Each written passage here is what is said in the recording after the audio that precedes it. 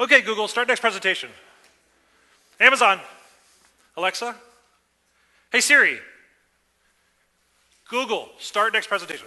Hey Google. Okay, Google, start next presentation. Okay, there we go, thank you. Wait, that's not the right one. Oh, what is personalization?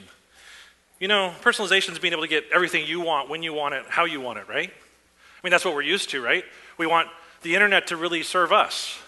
We want it to be able to give us what we want, what we're looking at. Kind of like Netflix, you know, so you get your movie. But it can be like much more complicated than that. And the algorithms that they're running on us are much deeper. In fact, Google measures right now about 57 different parameters about you. From what phone you're using, to where you're sitting, to even being in this building right now. So when most of you Google for Ignite, you're gonna find this. You're not gonna find out how to start a fire. And with that, Google can do a lot of interesting stuff.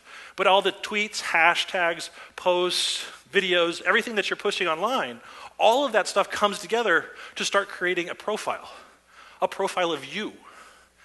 Now this is really great in some ways because Google always knows what you're looking for. But the challenge with this is it tells you what you think you want. And it's putting you in a bubble.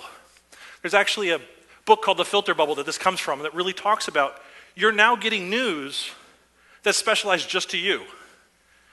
The problem with that is we're all getting this news that's filtered just to us, so we're not seeing half of the world anymore. The challenge with that is once we stop seeing things, they no longer exist to us. This becomes a problem with the internet because we're all sitting in these bubbles thinking we're talking to each other, thinking that we're communicating. But there's so much of the world that doesn't exist in our little bubbles. Now in marketing, we used to call this segmentation. And it was a great thing because, you know, I could say you guys are all, you know, somewhat enlightened and tech people and great, and I can put you in a segment. But now with personalization, we can actually get to each individual person in this room and what your hopes, dreams, aspirations are. And with artificial intelligence, we can make that a reality. Because now it's no longer hundreds of bits of information, it's thousands of bits of information. But there's a danger in this. Because artificial intelligence, while amazing and really great, it knows what we tell it. How many people have liked a car accident video? Or a cat? And the problem is that now we're telling the machine what we like. And it gives us more of what we say we like. And we're creating these bubbles, all of us are. But the problem is if you're in a depressed state, or you're not really coming from a great home bringing, you may create a bubble that's really small.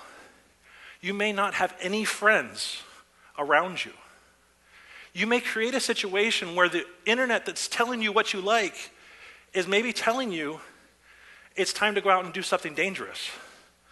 Maybe it's telling you to be a lone wolf, to actually do a terrorist act. Because that bubble that you created is now telling you that's what you are. Now this is the danger that we have with some of the artificial intelligence. But there's ways of going beyond this. Because many of these people that they talk about have felt isolated. They felt that they're not loved. So what can we do as a society? What can we do as a community? Well, someone had an idea. Maybe just go out and give someone a hug. It could be that simple. Stepping outside your boundary and your comfort zone to just give someone a hug.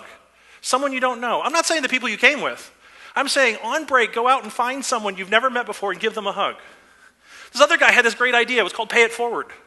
It says if I help 3 people that I don't know unconditionally, they could help 3 people. What could that have an effect with Tampa? What could that have an effect with the world? What can you do in your network to just help one person? Maybe help 3. It's not a big thing, but it could really make a difference in the world. And it gets us all out of this bubble. It gets us all out of this filter. And everyone can help someone. Now, AI can actually help us with this. It can help us find the groups that we're not connected to. Why do I always see all the same faces at these events? How do we reach out to the other part of the community and get them to be here? And that's my intention. I'm Tracy. Thank you.